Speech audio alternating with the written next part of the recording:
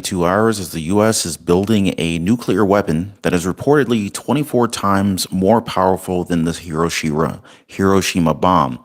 The Pentagon has indicated that the new gravity bomb is a variation of the B 61 gravity bomb that was developed back in the 1960s during the Cold War, and it was also announced by the Department of Defense, the DoD, last week. Does this sound like this is preparation for World War III? Republicans who oppose helping Ukraine argue that there is no link between the conflict in Israel and Russia's actions. They are neglecting the most significant strategic development in the past year, which is the growing military alliance between Iran and Russia, which poses significant threats to American interests. And fighting underground in an organized army's worst nightmare as Israel's forces press into Gaza. The many kilometers of tunnels dug by Hamas nullify the many natural advantages that would be available to any type of military that you would get above ground. And right away, this comes down to three basic things: light, air, and space. Welcome back to the channel. Welcome back. In today's video, we're going to discuss how Iran and Russia have teamed up against Israel. And we're also going to discuss some of the details regarding this United States nuclear bomb. I can't believe I'm saying this here in 2023. The United States has informed the public that the Wagner mercenary force from Russia intends to provide air defenses to Hezbollah in Lebanon. One of Iran's proxy groups, Hezbollah, has made threats to establish a second front against Israel. Has the U.S. bitten off more than we can chew? Now, if you think that the U.S. military can take on both Russia and Iran, just drop a quick comment, yes or no, in the comments down below. So the U.S. is apparently building nuclear weapons that are 24 times more powerful than the Hiroshima bomb. So this new bomb is a variation of the B-62 gravity bomb that was developed in the 1960s during the Cold War. And it was announced by the Department of Defense, the DoD, just last week that USA is building a nuclear weapon, touting to be 24 times more powerful than the bomb that was dropped on Hiroshima back in 1945. Now, according to a report by Newsweek, it could kill over 300,000 Russians if it were dropped on Moscow. The U.S. said that the B-6113 is intended to strengthen deterrence of adversaries and assurance of allies, according to President Joe Biden, with additional options against certain harder and large area military targets. So hopefully this is more of a show of force, but not actually using the force. This doesn't really sound all that good. Anyway, so in a recent press release, the Department of Defense said that this B-61-13 would be deliverable by a modern aircraft, strengthening deterrence of adversaries and assurance of allies and partners by providing the president with additional options against certain harder and large area military targets. It would also replace some of the B-61-7s in the current nuclear stockpile and also have yield similar to the B-61-7, which is higher than that of the B-61-12. Now, of course, the U.S. Defense Department on Friday announced the government is moving forward with developing a new version of the B-61 nuclear gravity bomb. So this bomb, designated B-61-13, would have a yield that's similar to the B-61-7 and also replace some of those older gravity bombs, according to the Pentagon statement in a recent announcement. The B-61-7's yield is higher than the B-61-12. So the Pentagon said that the decision to build this weapon has been made to reflect the changing security environment in alignment with the 2022 Nuclear Posture Review. So this study said the military needed to modernize its nuclear forces to properly deter its two main nuclear armed competitors, both China and Russia. Israel's capacity to defend its cities against Hezbollah's rocket attacks would be made more difficult by air defenses. Now, before I even get into this, if you guys are new to the channel, please don't forget, go ahead and hit the subscribe button, hit the bell icon so that you don't miss out on the informative videos that I upload to you guys in the future. And if you appreciate content like this, do me a favor, please hit the like button. I really appreciate all of you guys. So this is just the most recent instance of the growing military cooperation between Iran and Russia. Just last year, Iran started supplying Russia with Shade drones, which enabled Moscow to launch attacks on Ukrainian cities. At the moment, Tehran is assisting in the construction of a drone factory in Yelabuga, Russia, which will generate thousands of unmanned aerial vehicles for the military. Russia has been consuming a lot of ammunition. Therefore, between November 2022 and April 2023, Iran gave Russia 1 million rounds of ammunition and more than 300,000 artillery shells. The largest missile arsenal in the Middle East is found in Iran, and there are now worries that it may aid Russia in restocking its diminishing missile stockpile. And so the United Nations limitations on Iran's ballistic missile program ended on October 18th, and it was certain that Russia would actually use its veto power in the Security Council to prevent its extension, forcing Europe and U.S. to defend Israel and Ukraine at the same time benefits both Iran and Russia. Additionally, Hamas is a force that acts as a proxy to Iran. Its head, Khalid Mashal, stated just last week that Russia has profited from this strike because it diverted attention away from both of them and Ukraine. So what is Iran receiving in exchange for all of this, right? That's the question. Well, according to congressional research, the Congressional Research Service, Iran is interested in acquiring Russian Su-35 fighter aircraft, which may mark one of the most significant upgrades to Iran's aviation capabilities in several decades.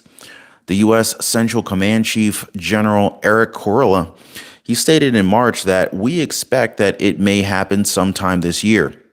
Now, this spring, Israeli officials told Bloomberg that Dannon also desired Russian S-400 air defense systems, which would significantly increase the difficulty to carry out an attack on Iran's nuclear program. CRS cites allegations claiming that Moscow gave Tehran digital surveillance capabilities in exchange for drones. This aids Iran's effort to stifle and censor domestic opposition. Additionally, for a number of years, Russia and Iran have been working together to support the Assad administration in Syria, including applying pressure to about 900 American soldiers that are stationed there. Now, according to the Institute for the Study of War in Washington, Russia has given Iran information support, escalated its harassment of American forces, aircrafts, and drones in Syria, and given at least 17 trucks full of weaponry to militias backed by Iran this year. Withdrawing from Syria would put some serious pressure on the non-Islamist opposition forces opposing Assad. Additionally, it would expedite the Iranian arms shipment to Iran's Hezbollah group in Lebanon and also provide land channels through Syria. Iran and Russia's overarching objective is to drive the United States out of the Middle East. And there's also diplomatic collaboration here. Iran joined the Shanghai Cooperation Organization earlier this year, as well as the so-called BRICS alliance of major emerging nations. Thanks to Russia's assistance in restoring Iran's standing in the international affairs, one school of conservative isolationist thinking holds that the United States should allow nations like Iran and Russia to rule their respective regions. In addition to that, they should remain on our territory and those nations will abandon us. However, as we've seen in Israel and the Ukraine, those powers, they're not happy with the current situation. Their goals are to enlarge their empires and conquer, or in Israel's case, completely eradicate their neighbors. By the way, if you guys appreciate the information and the time it takes to put these videos together, please drop a quick like for the video. It only takes a second. Also consider subscribing to the channel. And I've also left some very helpful links for you guys as a pinned comment and in the description down below if you'd like to support the channel. Now, it is strategically foolish to believe that the United States can handle its foes as if they were separate issues. I mean, let's be honest, folks. How many countries can we take on from a war perspective, whether it's direct or even from a proxy war? How many countries can we really handle?